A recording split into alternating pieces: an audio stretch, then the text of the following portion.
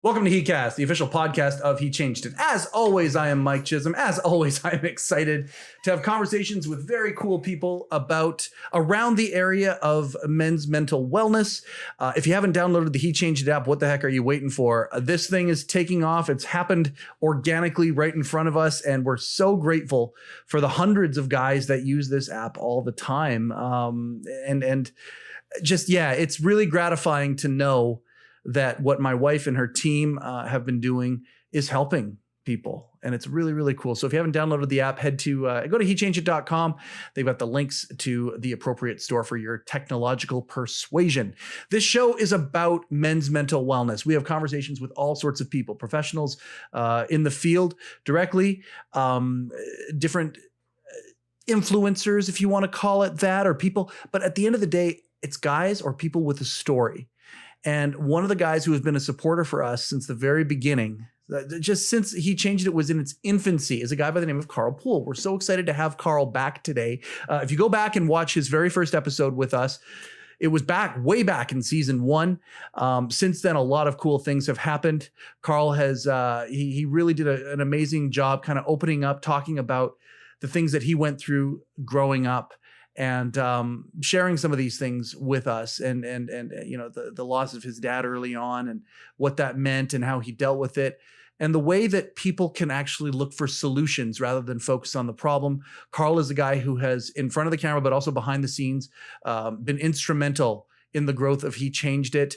Long overdue. Let's welcome back Carl Poole. Carl, I'm so grateful that we're actually doing this in front of the cameras again. We've been talking about it for a long time. Every time we catch up, it's a couple hours of listening to the adventures that you've been on and some of the things you've been doing. How have you been lately? I've been great. It's great to be back. It's been 3 years. Yeah. And it's been in the back of my mind to get back in here and have a good chat and, go over everything. And I was ecstatic waking up this morning to come in. So thank you for having me. And anytime. And yeah. I'm we probably should have done 2 of these in between. There probably should have been 2 more episodes in between here. It's been far too long. Okay. When you were last here, we've talked about your background in hockey and your excursion from Colorado up to British Columbia here and the mark that you're making. Hockey was something that brought you here. We talked about Ken Law, you're really a coach, but also a mentor to you. And when the last time that we were here, you were helping coaching in junior hockey, that kind of a thing. You've made a little bit of an upgrade. You've moved into the collegiate system and you got a fancy title. Well, yes. The junior hockey years for me, they're not over. I think I'll get back into it at some point, but I did look for a change, and that turned out to be with UBCO and getting in with them when they were still fresh, and we are still fresh. They did give me a fancy title.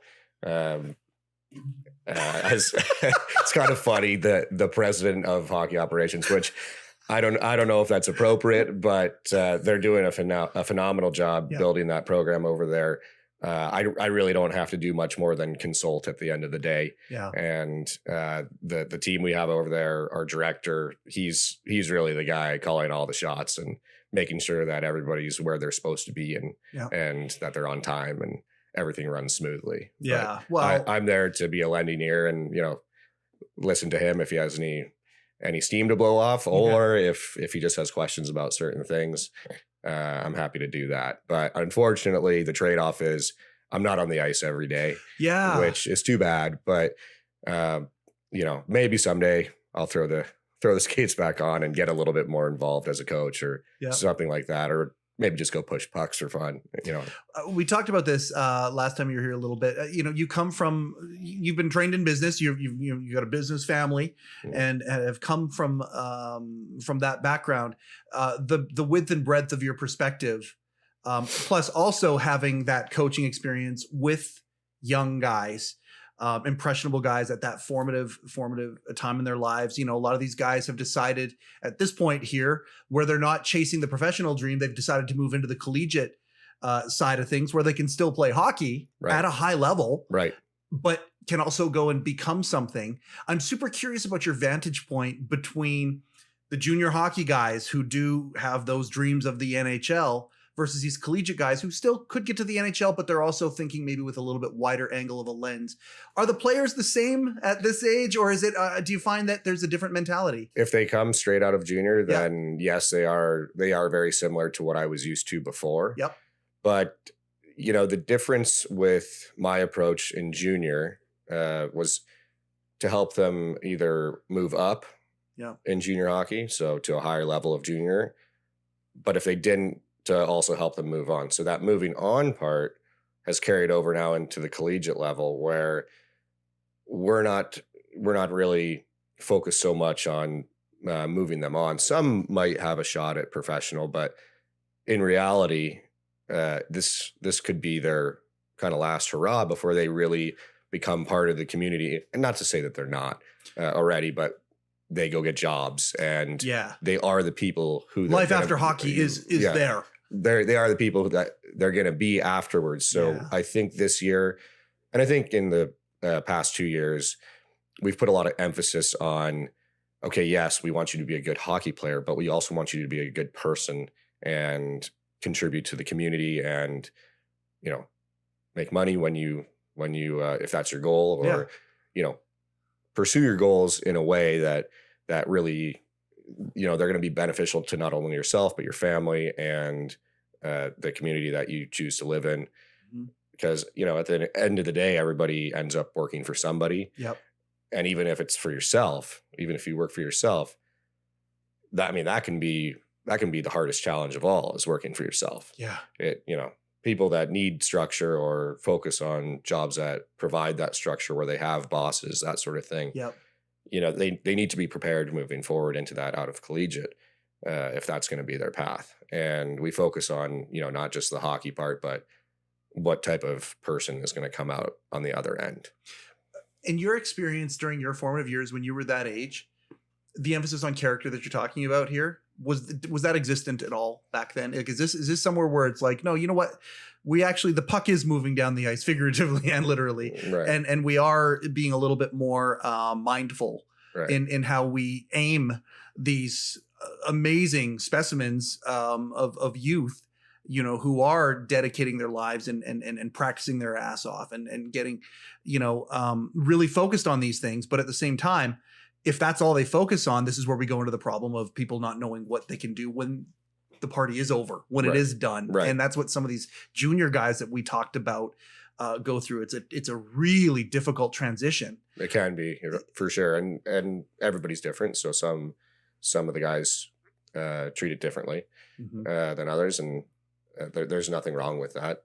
And it does take time. It might take more time for certain individuals. But to get back to your question about, my formative years, I had, as you know, I had good mentorship early on. I had good structure. In our last session, we spoke about how I dropped out of university after a year, and I got a job right away. So then I was working for somebody.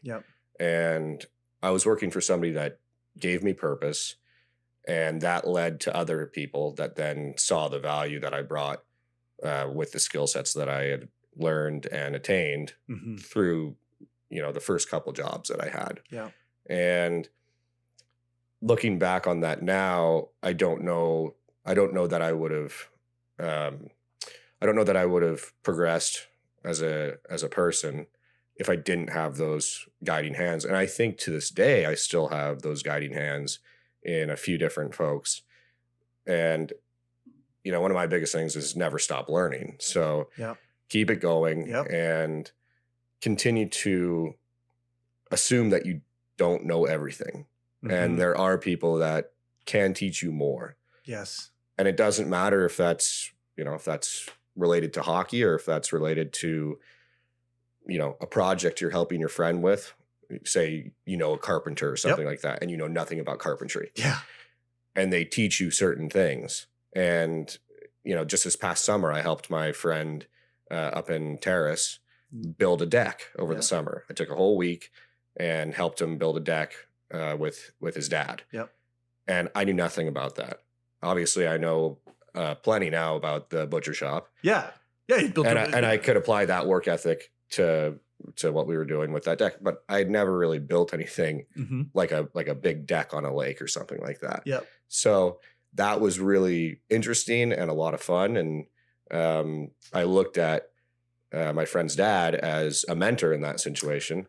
And I learned a lot of things that I didn't have prior to that. And I think that goes back to my point of never stop learning, always keep your mind open to new things. And, we can talk about my mom a little bit. She's gone down that road herself. She's on her own path. And she is very much into learning French culture and the French language right now. Yep. And she told me recently that she'll probably never stop teaching herself or learning about the French culture and learning French, because it is difficult, a difficult language to learn if you don't know any. Absolutely. And I think she's doing a phenomenal job, but she said, always keep learning, always keep your mind going.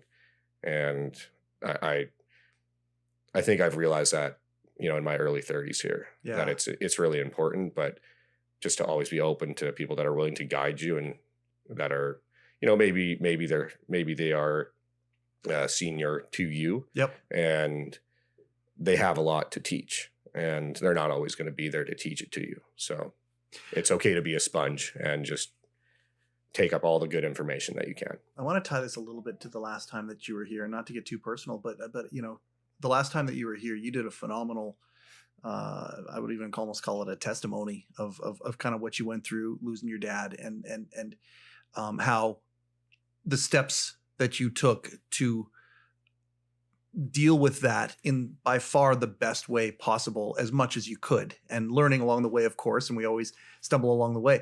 But you strike me, Carl, as a guy who's always had guys like Ken in the butcher shop. You've got your partner, but also his dad, who's, you seem, and I'm the same way. Right. I have a lot of friends in my life that are 10, 15 years my senior. Right. And to me, I like listening to the stories. I mean, it was my dad listening to my dad with his fisherman friends and the fishing stories they had or whatever, but also the life lessons stories. Right. And just to me, you have people like that in your life. It enriches your life if you listen to them. Correct. Yeah. You, from the very beginning, have you always been able to listen to some of these people and realize there's wisdom being shared here? I want to be a sponge for that. Or is that a skill that you learned? I think when you're a teenager, it's hard to listen. I think every young young man goes through that. Yeah. Because you kind of most kids go through their rebellious phases if it's in their teens or, just before or whenever. But, listening has always come easy to me. And if you watch our last episode there, you asked me if I can translate. You asked me if I could translate that quality into relationships. Yeah. Because I do think I'm good at listening, and I do think I can sit there and, really comprehend and take in everything. Just take it and not fix it. We'll just take it in and really think about it. Yeah. And, if somebody's going through a hard time or, if they just need advice on something, really listen and then try to be more empathetic than sympathetic, because, if you can show empathy and approach somebody's situation, whatever it is, with empathy, in my opinion, then you're helping them. The focus is still on them. It's not about your own life experience, but you can give them advice in a way that doesn't focus on you. Yeah. Which I think is really important. But what's worked for me is always asking questions. So you hit the nail on the head with Randy down at Randall's there. The butcher shop. The butcher shop. Which is going great because I was just starting the last time you were. We're busy right now. We can talk about that in a second. I was just there yesterday. I'm so proud of you guys. This is great. But, you know, I'll ask him questions about anything. And it's better to ask the questions than to just try to do it yourself if you don't really know. And it's okay. It's okay to ask questions. Yes. Some people might say even a stupid question is okay because you actually asked. It might be a stupid question, but it's the risk that you take asking that question. It could be a phenomenal question, you know, even if in your mind you think it might not be a good question. Yep. Maybe that's the best way to put it. I shouldn't call it a stupid question, but you know, maybe not the best question that you think you could be asking. Absolutely. But you don't know what you don't know. Exactly. And that's the thing. And that's one of the things I really love about you. The empathy thing. First off, we have, as an organization, myself personally, I've been a recipient of your empathy. And I am so grateful that guys like you exist. And it's funny because, I mean, you're what is it, 15 years my junior. And yet at the same time, the wealth of experience that you have gone through and where you've come from has a tremendous amount of wisdom. And when you combine that wisdom with empathy, oh my goodness, do you make the world a better place around you? And I mean, I know that you're not going to talk about your accolades. So I'm going to talk about them a little bit, just a little bit. I'm going to talk about some of the things that you have done in the last 3 years with the Humboldt survivors. And you know, Ryan Stresnitsky, which is one of our most popular heCasts, one of the Humboldt survivors, in a sense, they're all light bearers in their own way. But when you look at what Ryan is doing, on the cutting edge of trying to, with his paralysis, when you look at his foray into sledge hockey and trying to turn a negative, tragedy, that was on a national scale in our country. We still mark Humboldt every year, the golf tournament and the things that are happening. April 6th, everybody still puts their hockey sticks out. Yeah, everybody does. So, you know, that. And my mom still does that in Colorado. So, right. It's not just national. You're right. It's international. Yeah. I look at that. I look at what you're doing with Dog Nation, and we've had Marty on here and talked about that. Even with what you're doing with the hockey league up in northern BC, like the things that you're doing, you are really focused on taking the things that you have learned and trying to make the world a better place when you don't have to be. And to me, that is something that I want to pick the brains of people like you, because you don't have to do this, Carl. You got a pretty good life from people's standards if you want it, but you grind out every day. You're one of the busiest people I've ever met, and it's voluntary. Right. And to me, that is a mindset that almost all men should look at themselves and say, how can I be a little bit more? How can I be like Carl? And I know that makes you uncomfortable, and I'm not trying to, jeopardize our friendship by saying that to you, but that's how I feel about you. And I know there's a bunch of people that feel that way about you, whether they dealt with you at the Calgary Stampede just once and you made one impression with them, right, or the alumni of Humboldt that are sitting there at a Stanley Cup semifinals game in the box at the Edmonton Arena being focused on. And by the way, your Avalanche playing the Oilers too, which is pretty crazy. Right. You've had some pretty crazy experiences over this last couple of years. You've taken this light that you have and you're really shining it all over the place. Well, everybody goes through hard times, as we know. And I do feel that I'm in a position where I can help and I can be helpful. I don't necessarily try to force that on anybody because, I don't want to, there's just some things that are, it's none of my business. And you have to be respectful of that. Right. But there are a lot of people that need the help. And if I can help them, then I'm going to. And, I think that's really important. People are out there, they struggle quite a bit. And a lot of it's underlying, as we've talked about, especially in men. They push it down. Let's not talk about it. And then one day it'll blow up. Explodes somehow. It'll blow up in one way or another. Yes. And we've seen some pretty horrific things happen because of that. And maybe all it took was one person, reaching out and saying, hey, how's your day going today? Mhm. What's going on? Do you need help? And I commend, the men and women that have the courage to reach out and say, hey, I'm going through this right now. Can I talk to you? Yeah. And it takes a lot to do that. You have to be very courageous to do that because you don't know what they're going to say on the other end. And at least that's how it feels most times. Especially beforehand. Yeah. Usually it works out a lot better than you ever thought it would. And it was like, well, what was I scared of in the first place? But that's a hard first step to take. Right. Yeah. So, yeah, I think that over the past few years, it's been really interesting. And I've met a lot of really good people because of just generally wanting to be more involved, but in a respectful way. And when it comes to the folks in Humboldt, we can talk a little bit about the objectification of people's hardships and their tragedies. And that's something that I don't like to see. So when I speak to, certain folks in Humboldt or, with Dog Nation, that sort of thing. Yeah.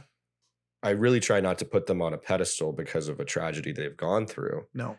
I really try to listen to what they have to say and what they're going through. And it's not really an opportunity for a photo op, in my opinion, in a lot of cases.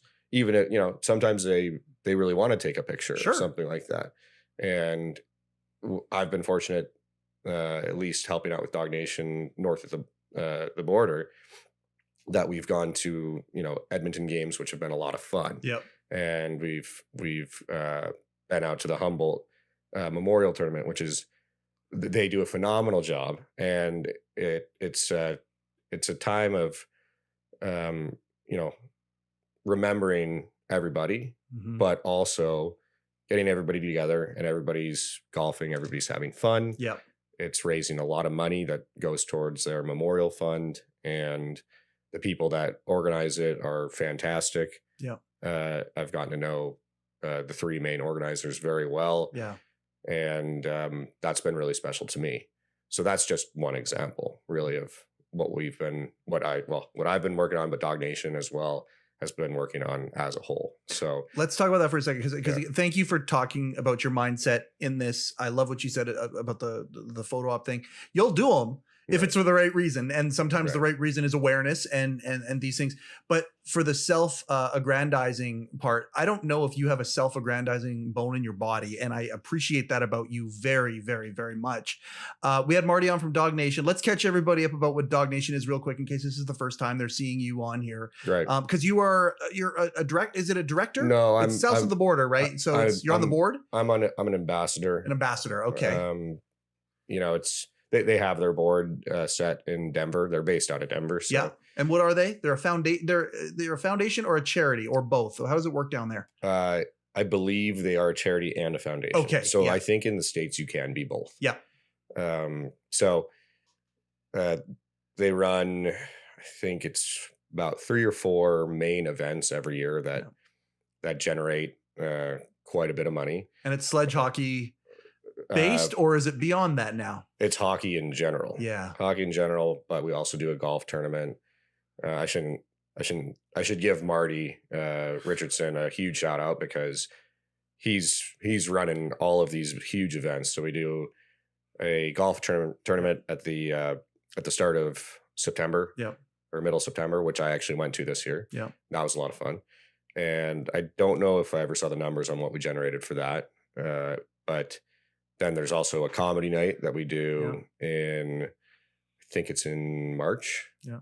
And that generates quite a bit. And the Colorado Avalanche have, they've been really good with us, and we'll have a couple players and some of the coaching staff, and, maybe Super Joe shows up every now and then. We call him Burnaby Joe up here north of the border there, Carl. I know. That's Burnaby Joe Sakic. Yeah, I know he's Super Joe down there, he's from Canada, technically. But then, the biggest one I think that we do is the Dog Bowl, which is a massive men's, well, not just men's, it's a massive beer league tournament. Yep. I should call it. Yep. But that generates, I want to say, close to three or 400,000 US. And just recently we surpassed I think the $5 million threshold of donations back to the folks that have really struggled over the years and really need the help. And, a lot of that is a credit to Marty and his team there. Absolutely. And the things that I do north of the border here to help facilitate events that we can have here and be a part of here and represent Dog Nation here, they're very important, but in the grand scheme of things, they're minuscule compared to what he's doing. And they are very important, and they are bringing a lot of good people together that wouldn't have met each other before. Absolutely. And, I think that's really special. And I'm very grateful to be a part of all that. You read out the term beer league. Up in Canada, we know exactly what that is when it comes to hockey. I mean, it's the lifeblood of our country in so many ways. Yeah. This all where it started from a beer league team, right? Who had, they had somebody on the team. Tragedy struck the family. Let's rally around for them. The feeling of that helping to rally around a family, what that felt like. Here's somebody else. Let's do it again. Here's somebody else. Let's do it again. Here's somebody else. Let's do it again. Now it's turning into this huge thing. And then marrying itself also to the idea of sledge hockey, the goals that this place has to build the things and the projects that it has to help people to scale the idea of helping people. Right. But it all started with one guy on a beer team who, with an idea, right, who talked to the other teammates and look at the fire that can build from that. Well, it literally, this is the famous quote by Martin Richardson. It really started from the passing of a hat around the locker room. What can you put in the hat to help out, this guy that's going through a really tough time right now? And then quickly it snowballed into what it is now. And I think it's over 10 years old now. Yeah. And I met Marty in its infancy. Yeah. While I was still working in the Denver area. Yeah. So it's not like he's a professional advocate or whatever, accountant, right. Who just plays hockey with the boys to let the steam off. But he's become so much more now. Absolutely. Absolutely. You mentioned how I've met a lot of people and have created a lot of relationships. Talk about a guy that I'm right here. He's all the way up. He's a mentor to you in this area as well. Another one of these older guys that are in your life that mentored you. Yeah. And he walks into a room, everybody knows who he is. Yeah. Yeah. So that's been really special being involved with that. I'm really happy that it's doing what it's been doing. And I mean, we could have done, after Marty came on the show here, we could have done a podcast just on Dog Nation. And right. I'm just so grateful that that's happening. Let's talk a little bit more about what's been going on in your life. I know where to begin. I know, but let's throw some of the highlights out there and talk about some of these adventures. And hopefully my goal in talking to you, every time I talk to you, I'm stretched. Right. Because I know what my reality is. And then I look to other people in my life whose realities might be a little bit bigger. They have some of these different things that are going on in their life. And it's like, okay. And that gives me perspective on things. You're one of the busiest people I've ever met. And you always have something going on. And I marvel at how we talked a little bit about this before the camera started rolling about your ability to stay present. Right. And because you always have lots of coming down the pipe. It's hard not to. And yeah, we did speak about that, about keeping one eye on the future and one eye on the present. Yeah. And it's hard to do sometimes because some of the things that I've been lucky and fortunate enough to do just over the past summer alone. It's hard to not keep both eyes on what's coming up. And that's where anxiety lives. If you do keep your eyes on what's coming up, when the stuff that you were thinking about 2 weeks ago is here, right, you can't enjoy it, right, or be part of it, or be effective at it, as effective at it, right. And it can lead to a cycle of anxiety. I would just, with our granddaughter, we just watched Inside Out 2 a couple of times. It comes out, and one of the characters in that movie is anxiety, and it shows what anxiety can do to the point of becoming a whirlwind in your head where all you're doing is just living in the future with the future possibilities, good and bad, of what may happen. Right. And you lose the ability to have what's in the present. Right. So I do want to talk to you about that, but here, let's do it through the lens of you being present through some of the things that you've done over the summer here, and you have been able to keep your eye on. Yeah, we can go back and look at the past for a second. Sure. So let's see.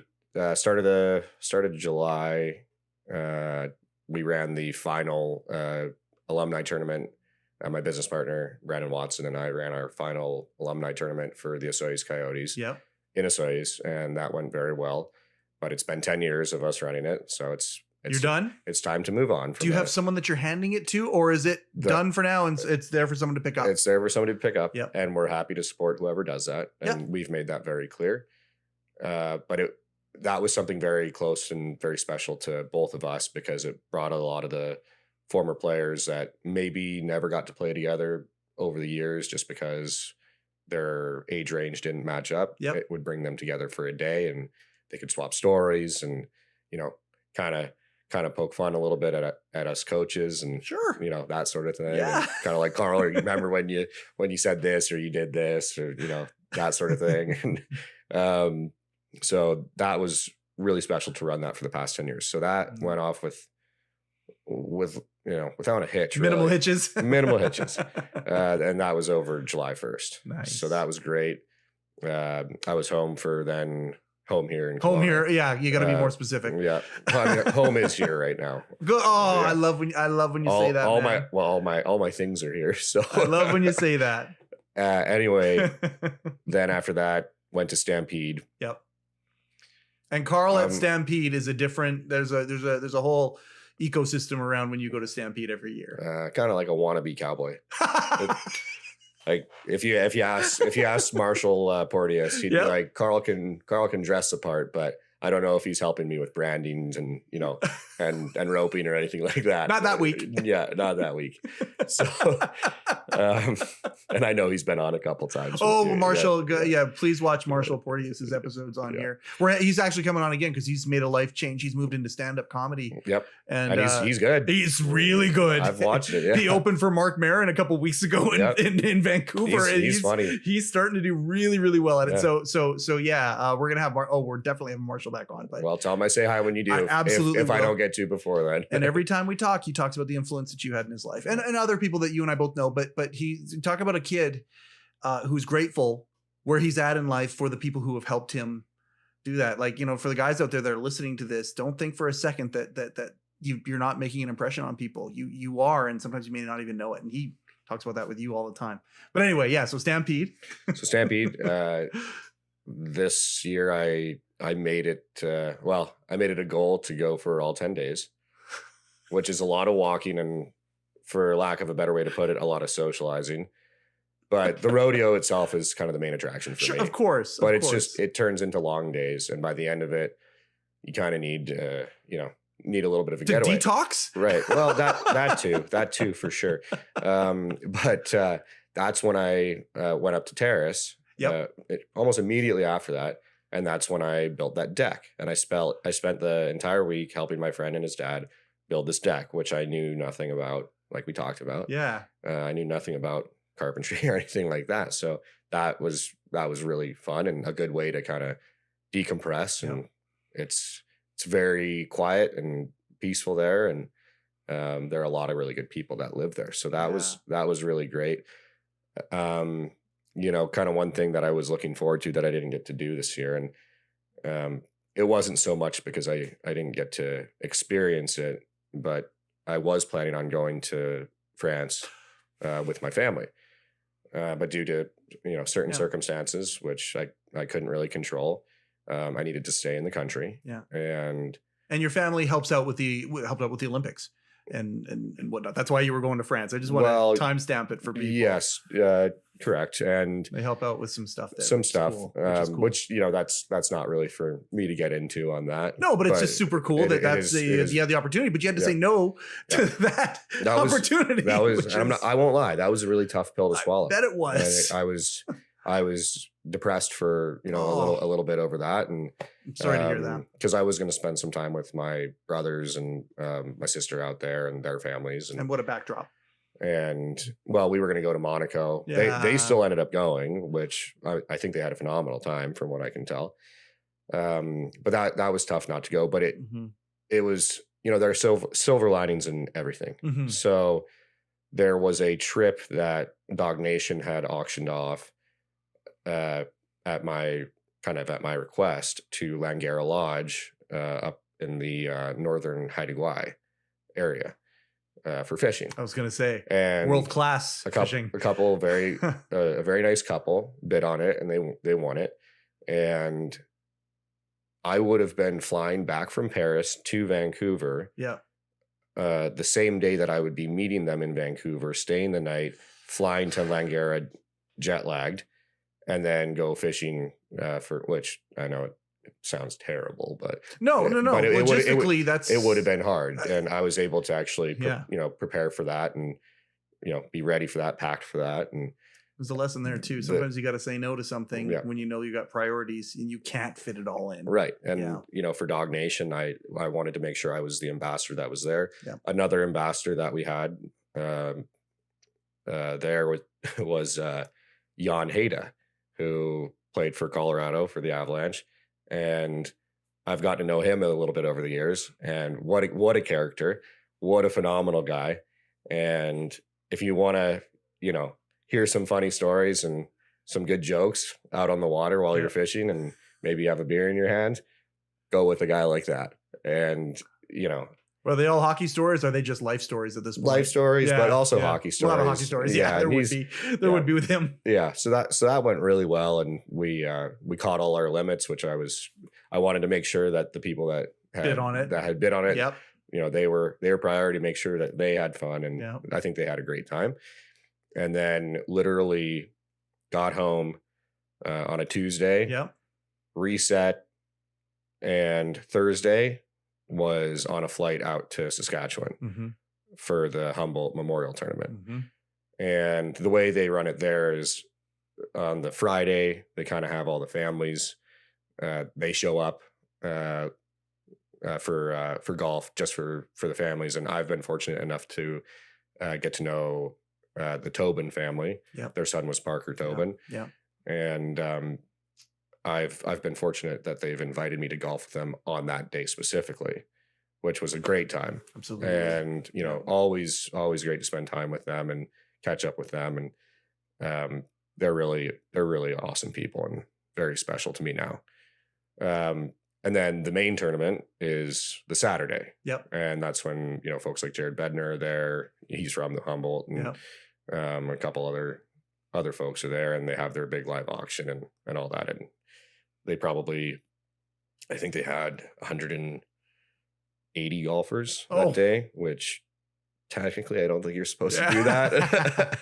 But that's what you want. But that went fantastic. That went really well. And then the same thing, literally got back home to Kelowna, rested up, did laundry. Reset. Reset. Right back to Calgary for Ryan Straczynski's tournament. And we went with a couple of his mutual friends and his good mutual friend's father, who I've gotten to know. And I actually coached for the Chiefs as well. So just another one of those small hockey world connections. And we had a great time at that. Ryan runs a phenomenal tournament out there. And Straz is a special guy. He really is. Let's just highlight that guy for a second here. I mean, involved in life-changing events that none of us could really wrap our head. Most people can't really wrap their head around. And the guy decided to just continue. He had a champion mindset when he was playing junior hockey for Humboldt, but that champion mindset has just stayed with Ryan. And I mean, it was one of the greatest conversations I've ever had with a human. There's no talking to him. There's no stopping him. There's no stopping him. And I mean, he's expanded so much since the last time that we'd seen him. And I mean, it must be fun being his wingman sometimes and being his support. It is fun being around him, and his energy is very contagious. So yeah, we were all very happy to be invited to that and participate in that. We had a good group, and we hit the ball okay. But, yeah, had some fun too. Yeah, we had a good time, and he did a great job of setting up getting all the holes set up and sponsored and that sort of thing. Yeah, so he did the logistics. He has it all down to a science. And he does that in Calgary. He does that in Calgary. Yeah, correct. Yeah. So that was pretty much August for me. Then at the start of September, flew down for the Dog Nation golf tournament, which also went very well. And that's in Denver? Yep. And that one was nice to go to because since Marty has it down to a science and the entire Dog Nation team is there, I actually didn't have to do too much aside from just socialize. And I actually reconnected with a lot of folks there that I hadn't seen in a long time. So that was special. And then that's important too. Like everything in moderation, including moderation. Like you're talking about a lot of stuff happening over this summer. You're talking about stuff where you having to be on. Right. You're having to give up what many would consider like lifetime opportunity because you're committed to something, being the ambassador, right. The way that you were, but then also talking about, organizing some of these things that being the guy, right. Having some recreation, having some fun with that too, right? Yeah. Like everything in moderation, and then being able to come back and actually like be a part of something where you are a part of it, but also to be in a place where you recharge. And how many guys out there need a recharge sometimes, right? Right. Correct. Yeah. I agree with you 100%. And, you met my friend Jeremy who came with me today, but he actually came on that trip too. Nice. To Denver, and he had never been before. So, and he's hands-on. He'll jump in and he'll help out at any of these events if needed. And he's been a great friend and a lot of, provided a lot of good support for me. So, but then after that, I stayed in Denver for a couple weeks. Yep. And then my brothers and I had our annual trip, which is something that is very important to all three of us.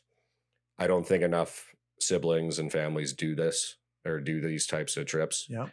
And I think they should, especially geographically, you three are away from each other. Well, one's on the East Coast. Yep. One's middle of the US. Yep.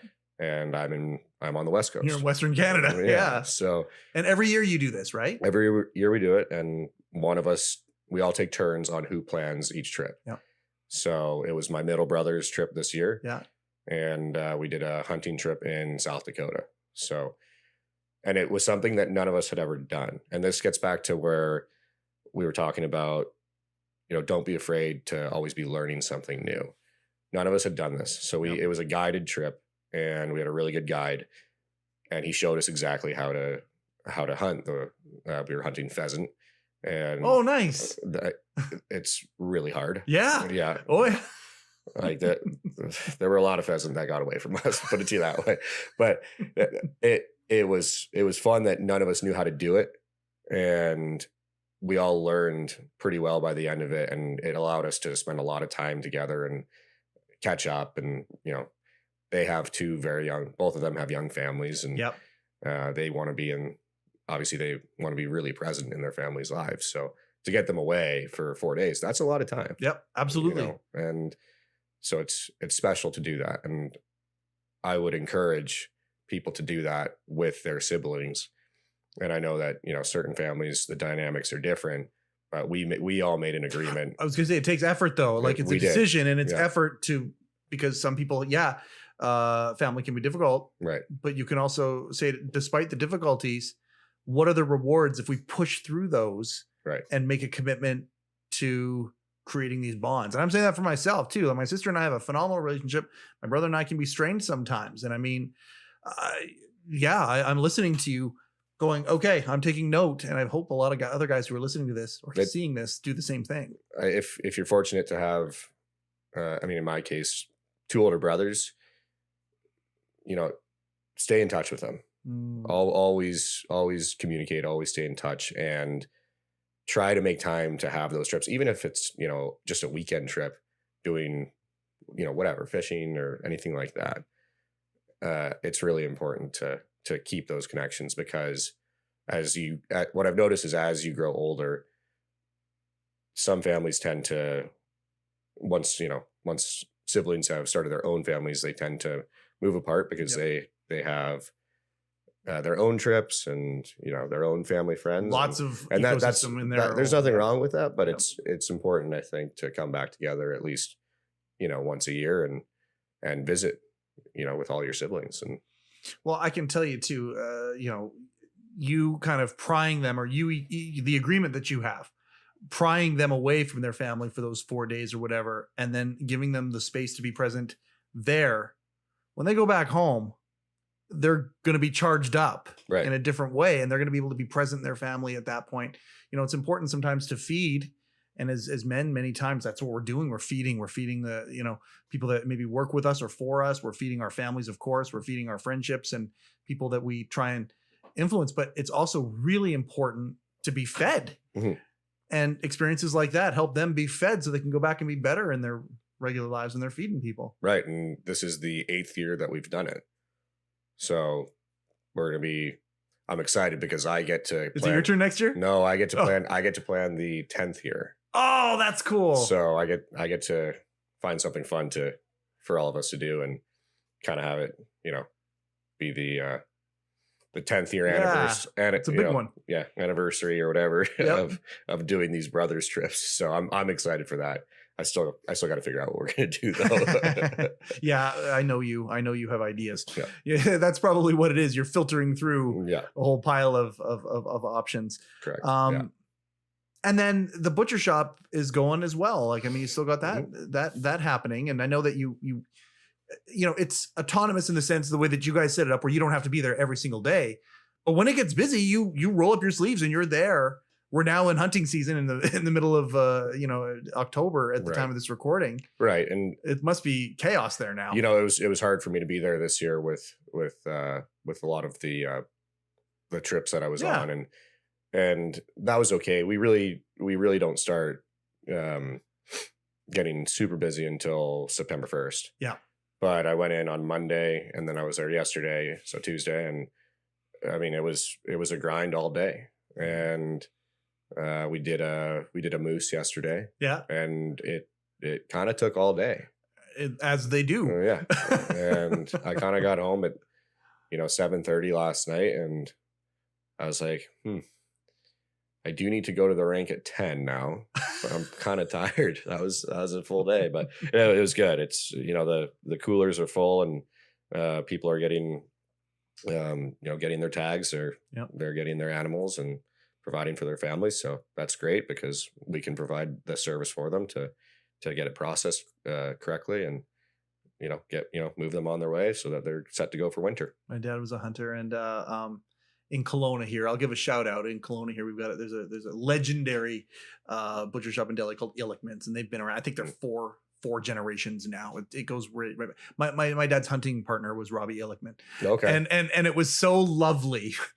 Because before my dad and Robbie kind of connected, you get the animal butchered or whatever, and sometimes it was a crapshoot a little bit as to what you were going to get. But the moment he and Robbie started hunting together, and oh my gosh, I love when game meat is done right. Mm-hmm. Which is probably the majority of the time. I guess, I don't know. I've only kind of known it done right.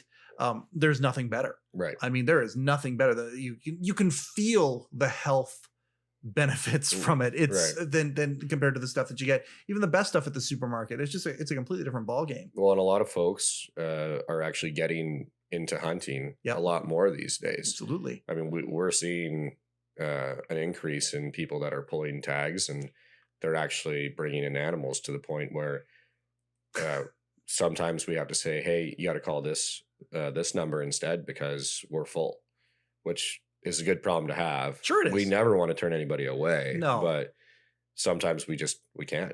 And the last time you were on here, this thing was just a concept. It was just a concept. Well, it was a little further along. We were just getting going. Yeah, that's what it was. Yeah. It just started, and it was and maybe when we met, it was still at the conceptual phase. It was just we were still building up to kind of our first year. There we go.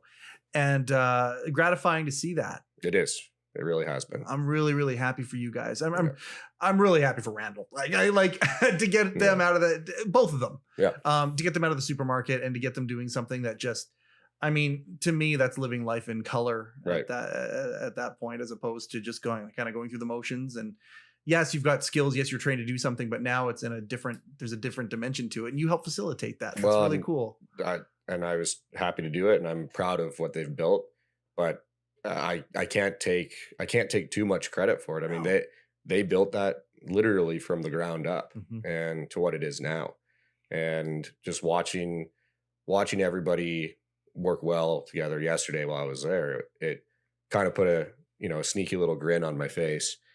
And it's really gratifying to see that on a personal note, but I'm also proud to see that they've made it their own. And I don't necessarily need to be there all the time, but it's fun to be there and to watch them and see what they're doing. And it's informative. So I'm always learning new things and seeing different animals that come through, and it's been very interesting, and I've learned a lot. So I love the way that you look at life and the way that you talk, and just listening to you, just be you. Right. Just be you. Just showing your viewpoint of the world and how you look at people and how you view people's success and whatever your role is in it. Right. Whether it's a major or if it's just a nudge here and there. Right. We talk about hockey a lot. Like it's just like curling. Like it's a soft touch, right? Whatever it is. Your mindset is one that I think a lot of guys could take a look at and go, and when they re-examine where their mindset is, what they're focused on. You're one of those guys, just that when you speak, for guys who are present and they're listening to it, it's a real example. And that's me giving you accolades again. I know you hate that, but I'm still going to do it anyway. I appreciate the viewpoint that you have. I really, really do. Talk a little bit about what's next. Like, I mean, you are keeping you got lots of stuff coming too. That is the $1 million question. Yeah. That is where I'm at right now, is trying to figure out what the next step is. And I think that's okay. Sure. Because I want it to be the right thing. Yeah. But I'm open to a couple different opportunities right now. If that's getting more involved with Dog Nation or, a couple other things, and so be it. But right now, the things that I'm thinking of, I'm going to kind of keep close to the chest. And fair enough. Just because, I don't want to. The reason I'm saying that, and I know that a little bit too, like there's always lots of stuff that's always in the background. But the reason I say that though is because what you've described in all of the things that you're doing right now, that's also another clue. Success leaves clues. I'm a big believer in that. And you've got all these things going on. Right. Right. That we've done a really good job kind of summing up. Right. Really. But you still have new things. You're not entrenched into, because you could ride all of the things that you kind of talked about here. You could ride that out very, very easily and have a very busy and perhaps even very fulfilled life. Right.